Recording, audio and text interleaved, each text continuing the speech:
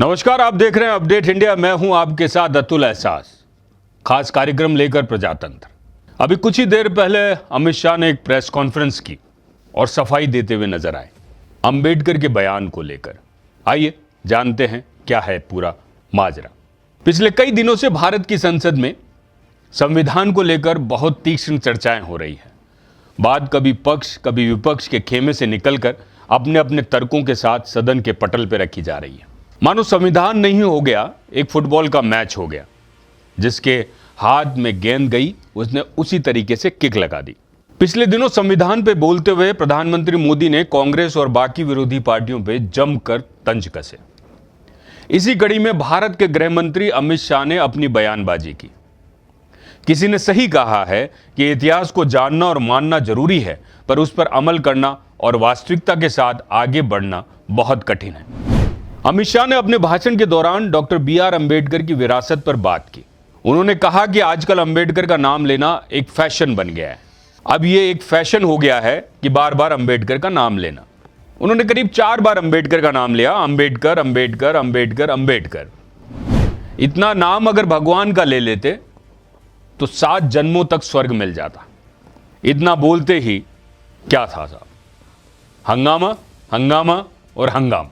अमित शाह ने कहा कि देश के पहले प्रधानमंत्री जवाहरलाल नेहरू की पहली कैबिनेट से अंबेडकर ने इस्तीफा दे दिया था। क्या कारण था और क्यों दिया था, इसमें भी बहुत सारी बातें हुई। अंबेडकर ने देश की पहली कैबिनेट से इस्तीफा क्यों दे दिया?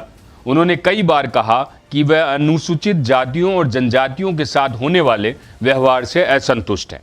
उन्होंने सरकार की विदेश नीति से असहमति जताई थी। अनुच्छेद 370 से भी सहमत नहीं थे। अंबेडकर को आश्वासन दिया गया था जो पूरा नहीं हुआ, इसलिए कैबिनेट से इस्तीफा दे दिया था। अमित शाह ने कहा कि जिसका विरोध करते हो उसका वोट के लिए नाम लेना कितना उचित है। ये बातें संसद में होती रही। अमित शाह गरजते रहे, बातचीत करते रहे, हंगामे के बीच ये सारी बातें होती रही। अमित शाह के भाषण के बाद कांग्रेस के नेता कहीं न कहीं बयानबाजी पे उतर आए। गुस्से के साथ बयानबाजी पर उतर आए। उन पर अंबेडकर के अपमान के आरोप भी लगाए। कहा कि अमित शाह ने बहुत कुछ गलत बोला है अंबेडकर के लिए। कांग्रेस पार्टी और लोकसभा में नेता प्रतिपक्ष राहुल गांधी ने और कांग्रेस पार्टी के अध्यक्ष मल्लिकार्जुन खड़गे के साथ कई नेताओं ने आपत्ति भी जताई। संसद में आपत्ति जताई जिस तरीके से अंबेडकर के लिए बोला गया उस पर। कांग्रेस पार्टी के अध्यक्ष मल्लिकार्जुन खड़गे ने एक्स पर किए एक पोस्ट के जरिए, जिस तरीके से ट्विटर हैंडल की बात करें यानी कि एक्स की बात करें, के जरिए गृह मंत्री के बयान पर हमला बोला। खड़गे ने कहा कि गृह मंत्री अमित शाह ने जो आज भरे सदन में बाबा साहब का अपमान किया है, उससे फिर एक बार सिद्ध हो गया है कि वे बीजेपी या आरएसएस तिरंगे के खिलाफ थे। उनके पुरखों ने अशोक चक्र का विरोध किया। संघ परिवार के लोग पहले दिन से भारत के संविधान के बजाय मनुस्मृति को लागू करना चाहते थे। एक शब्द यहां पे निकल कर आया है जो अक्सर कहीं न कहीं कई सदियों से ये शब्द बार बार एक अलग तरीके से लोगों के जहन में डाला जाता है और वह है मनुस्मृति। उन्होंने कहा कि अंबेडकर मनुस्मृति के खिलाफ थे, इसलिए उनको घृणा की दृष्टि से देखा जा रहा है। उन्होंने चेतावनी वाले अंदाज में कहा कि मोदी सरकार के मंत्रीगण ये कान खोलकर समझ लें कि मेरे जैसे करोड़ों लोगों के लिए बाबा साहब अंबेडकर जी भगवान से कम नहीं है। वे दलितों, आदिवासियों, पिछड़े वर्ग और अल्पसंख्यक और गरीबों के मसीहा हैं और हमेशा रहेंगे। वही अब केंद्रीय मंत्री किरण रिजिजू अमित शाह के पक्ष में उतर आए। उन्होंने कहा कि गृह मंत्री अमित शाह के बयान को जवाब देते हुए कि विपक्ष पे हमला बोला। उन्होंने कहा कि हम लोगों ने अमित शाह के पूरे बयान को सुना है। गृह मंत्री जी ने बहुत साफ शब्दों में बाबा साहब के प्रति श्रद्धा का भाव व्यक्त किया था। साथ ही उन्होंने बताया था कि बाबा साहब के जीते जी कांग्रेस पार्टी ने कैसे उनका अपमान किया। उनके परिनिर्वाण के इतने दिनों के बाद उन्होंने भारत रत्न से सम्मानित नहीं किया गया। यह आज का टॉपिक है। अभी जब अमित शाह प्रेस कॉन्फ्रेंस कर रहे थे तब भी बार बार ये कह रहे थे कि कांग्रेस ने उन्हें भारत रत्न के लिए नामित नहीं किया, उससे सम्मानित नहीं किया। ये अभी जब प्रेस कॉन्फ्रेंस में अपनी सफाई दे रहे थे तब अमित शाह ने बार बार इसको दोहराया। इन बयानों के बाद बुधवार को प्रधानमंत्री नरेंद्र मोदी ने कांग्रेस को जवाब दिया। अब देखिए साहब, मोदी क्या कहते हैं। मोदी ने एक्स पर 6 पोस्ट किए, लगातार 6 पोस्ट किए। प्रधानमंत्री ने कहा कि कांग्रेस अब अंबेडकर पर नाटक कर रही है। सुनते जाइए। कि क्या क्या कहा। प्रधानमंत्री ने कहा कि कांग्रेस अब अंबेडकर में नाटक कर रही है। पंडित नेहरू ने जवाब में अंबेडकर के खिलाफ प्रचार किया था। अब सुनिए साहब कि पंडित नेहरू ने चुनाव में अंबेडकर के खिलाफ प्रचार किया था।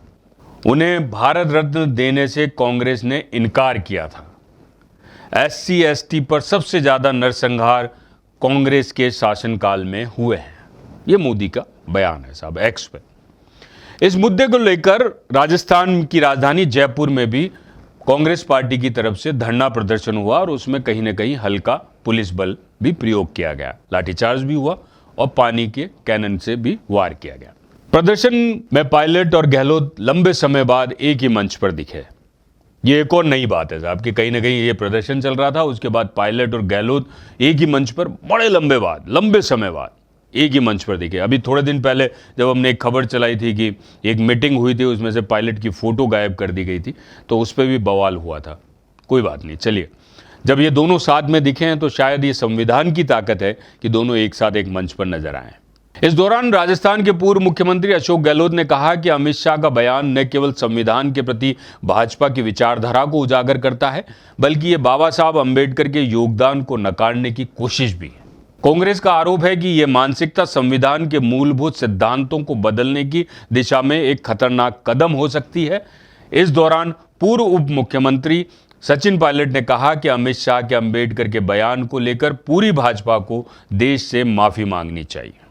भारत की संसद के अंदर आप भारत रत्न अंबेडकर जी की इस प्रकार अवमानना करें, उनकी बेइज्जती करें, मैं समझता हूं ये किसी भी सरकार को ये अधिकार नहीं है।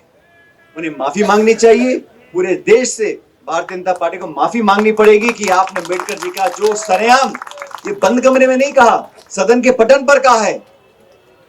और अगर गृह मंत्री जी के वक्तव्य से पूरी भाजपा सहमत है तो हमें कोई चिंता नहीं है।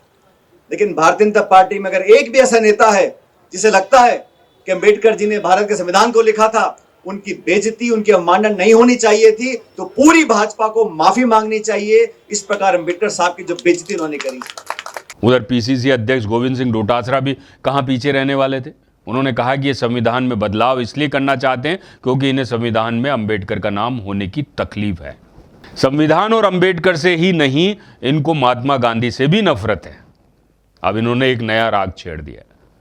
वहीं नेता प्रतिपक्ष टीकाराम जूली भी थे, तो उन्होंने कह दिया कि कल अमित शाह ने जो लोकसभा के अंदर कहा कि अंबेडकर करते हो, अंबेडकर का फैशन बना लिया है, अगर इस प्रकार से हम भगवान का नाम लेते तो हमारी 7 पीढ़ियां तर जाती, ये स्वर्ग में चली जाती। ये बाबा साहब अंबेडकर। अमित शाह ने लोकसभा के अंदर कहा है कि क्या अंबेडकर करते हो, अंबेडकर का फैशन बना लिया है। अगर इस प्रकार से हम भगवान का नाम लेते तो हमारी 7 जो पीढ़ियां हैं वो स्वर्ग में चली जाती। तो आप चले जाओ ना, पहले अपनी पीढ़ियों को ले जाओ, जो नाम लेना चाहते हैं लेके जाओ। लेकिन आप इस दलित का, पिछड़े का, गरीब का, मजदूर का अगर कोई भगवान बन के संविधान के रूप में हमारी रक्षा कर रहा है तो बाबा साहब अंबेडकर है, बाबा साहब अंबेडकर है। हम 1000 बार नाम लेंगे बाबा साहब अंबेडकर का। ये फैशन है तो हम ये फैशन करेंगे। हमारे दिल के अंदर अंबेडकर है। गरीब की, पिछड़े की, शोषित की, महिला की, बच्चे की, सबकी आवाज बाबा साहब अंबेडकर है। आपके दिल के अंदर जो बात है वो सामने निकल के आ गई। कह देना मोदी जी को कि जिस संविधान की तस्वीर को, किताब को माथे के चूमते हैं उस पे बाबा साहब अंबेडकर का नाम लिखा है, उसको चूमना बंद कर दे। हम 1000 बार बाबा साहब अंबेडकर का नाम लेंगे, ये फैशन है तो हम फैशन करेंगे। हमारे दिल के अंदर अंबेडकर है। ये टीकाराम जूली बोल रहे हैं और ये भी कह रहे हैं कि गरीब, मजदूर, महिला की सबकी आवाज बाबा साहब अंबेडकर है। अमित शाह के अंबेडकर बयान को लेकर अब दिल्ली में आपका प्रदर्शन जारी है। अमित शाह के अंबेडकर के बयान के खिलाफ आम आदमी पार्टी ने बीजेपी मुख्यालय पर प्रदर्शन किया। इस पर प्रदर्शन में दिल्ली के पूर्व सीएम अरविंद केजरीवाल और राष्ट्रीय संयोजक भी वहां पर मौजूद थे। इसके अलावा अरविंद केजरीवाल ने एक्स पर पोस्ट भी किया। उन्होंने लिखा कि देश की जनता बिहार के मुख्यमंत्री नीतीश कुमार और आंध्र प्रदेश के सीएम चंद्रबाबू नायडू से पूछना चाहती है कि क्या वे अमित शाह द्वारा किए गए बाबा साहब के अपमान का समर्थन करते हैं। ये सवाल उन्होंने कहा क्योंकि जिस तरीके से बीजेपी के समर्थक हैं चंद्रबाबू नायडू और नीतीश कुमार की दोनों पार्टियां, तो इसलिए उन्होंने ये सवाल लाजमी भी है पूछना कि जो साथ दे रहे हैं बीजेपी का क्या वो समर्थन करते हैं क्या।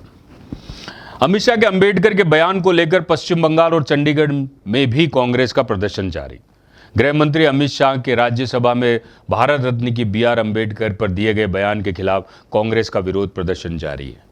संविधान और अंबेडकर को लेकर हंगामा क्या आने वाली पीढ़ियां और हम सब इसी तरीके से देखते रहेंगे। क्या आपको लगता है कि यह हंगामा जायज़ है? अंबेडकर को लेकर कहना कि ये फैशन है अगर आप नाम ले रहे हैं तो। क्या दोनों पार्टियां अपने समय के हिसाब से, अपनी सुविधा के हिसाब से अंबेडकर का नाम नहीं ले रही या उसे भुना नहीं रही? कभी कांग्रेस तो कभी बीजेपी या जो भी पार्टियां, क्या वो अंबेडकर के नाम को भुना नहीं रही है अपने चुनाव में? ये सब सोचने के बिंदु हैं साहब। शायद यही सब कहीं ना कहीं लगा जब अपोजिशन अब सड़कों पे आया। आज पूरे दिन, चाहे राजस्थान हो, चाहे पश्चिम बंगाल हो, चाहे दिल्ली हो, चाहे यूपी हो, चाहे बिहार हो, जब अपोजिशन सड़कों पर आया तब जाके अमित शाह को लगा कि शायद ये बयान कभी भारी पड़ सकता है। तो उन्होंने आकर प्रेस कॉन्फ्रेंस की और कहा कि बीजेपी अंबेडकर का सम्मान करती है, हम कभी आरक्षण के विरोध में नहीं थे, हमने आरक्षण को सशक्त किया है। बार बार ये कहते रहे कि कांग्रेस ने जरूर अंबेडकर का कहीं न कहीं निरादर किया है, अंबेडकर को भारत रत्न नहीं दिया है। ये कांग्रेस पे कहीं ना कहीं तंज कसते रहे, कांग्रेस पे बात करते रहे, परंतु ऐसी कोई बात नहीं आई जिसके ऊपर उन्होंने कहा हो कि वाकई में अंबेडकर के लिए ये कहना जायज़ था या नाजायज़ था। और सबसे बड़ा सवालिया निशान ऐसा कि जो व्यक्ति बहुत कम प्रेस कॉन्फ्रेंस करते हैं, अमित शाह, वो क्यों आए इस मुद्दे पर प्रेस कॉन्फ्रेंस करने, क्यों आए सफाई देने के लिए? ये बहुत बड़ा यक्ष प्रश्न है। और अंबेडकर पे हुई ये सारी टिप्पणियों पर आपकी क्या राय है? कमेंट बॉक्स पर हमें ज़रूर लिखिएगा। नमस्कार, जय हिंद।